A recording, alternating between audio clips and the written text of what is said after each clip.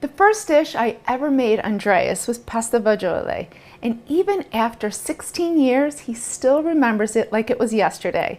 Well, today I'm going to bring back great memories and make his beloved soup.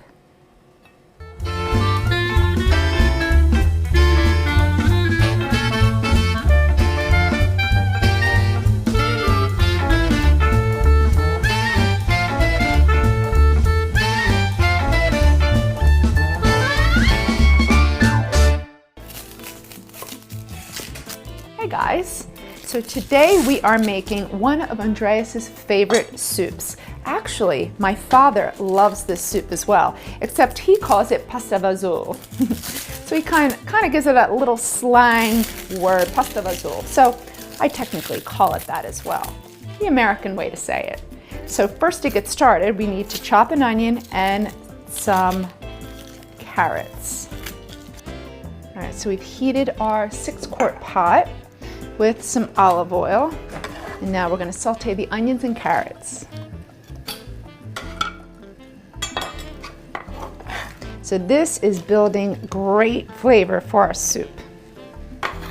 It's a hearty soup. So this is an Italian soup with beans, so it gives it a delicious hearty flavor. And go the carrots, some salt and pepper. So we got to season, and remember, season every step of the way.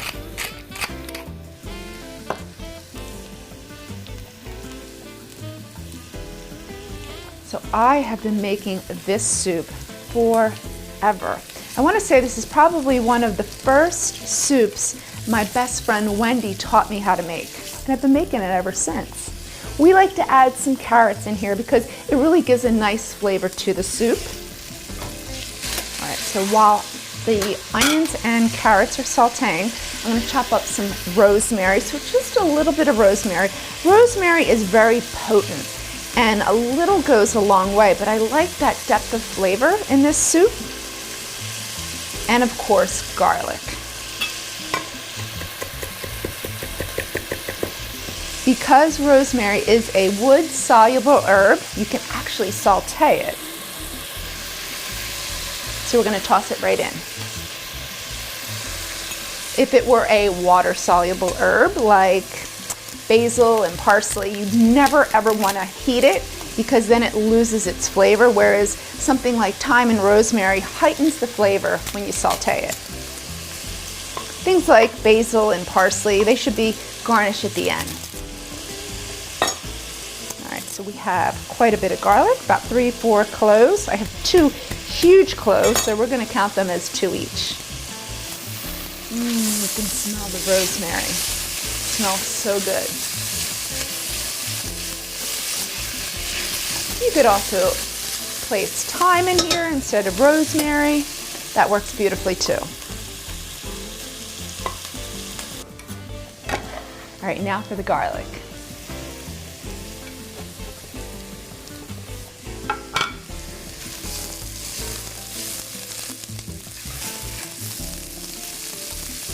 It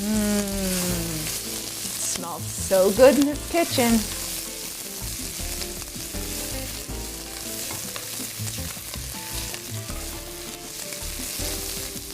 All right, after your garlic is sauteed, now we're going to add our cannellini beans. So these are white beans. I drain them and rinse them.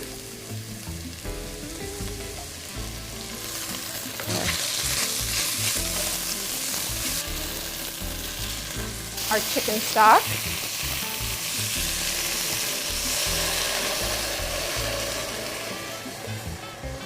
All right, so we have San Marzano tomatoes. So these are basically plum tomatoes from Italy. You could also use whole peeled tomatoes. I love the San Marzanos because they just have a little bit extra sweetness and a unique flavor.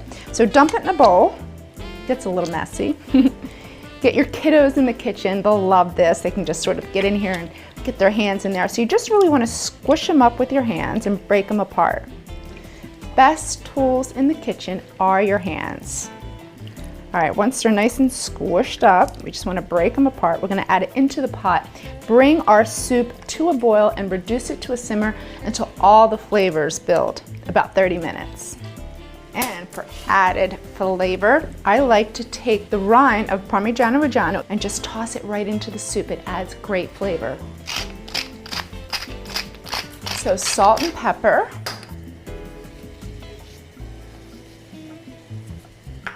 And some red pepper flakes. So a little bit just adds a nice kick. And then while this is cooking, we're gonna boil our pasta. It only takes about 6 minutes and we'll let it hang out, and at the very end, the last 2 minutes of the soup cooking, we'll add it.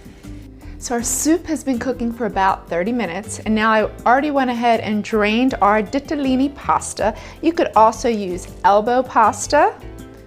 So al dente, about 6 minutes. So now I just want to finish the cooking process with the pasta in it. That way it can absorb that delicious flavor. Just a couple minutes. So I just want a little taste. It's super hot. All right, so now it's time to taste the pasta fagioli, as my dad would call it. So I like to add some extra grated Parmigiano Reggiano. My dad tends to go overboard on the cheese. A little red pepper flakes and some extra virgin olive oil. So a little bit on top, it gives it a nice fruity flavor. It's so delicious. And then just take some fresh basil and just tear it over top. Andreas is going to be really happy today. Yum. I think I want his heart with this soup. What do you think?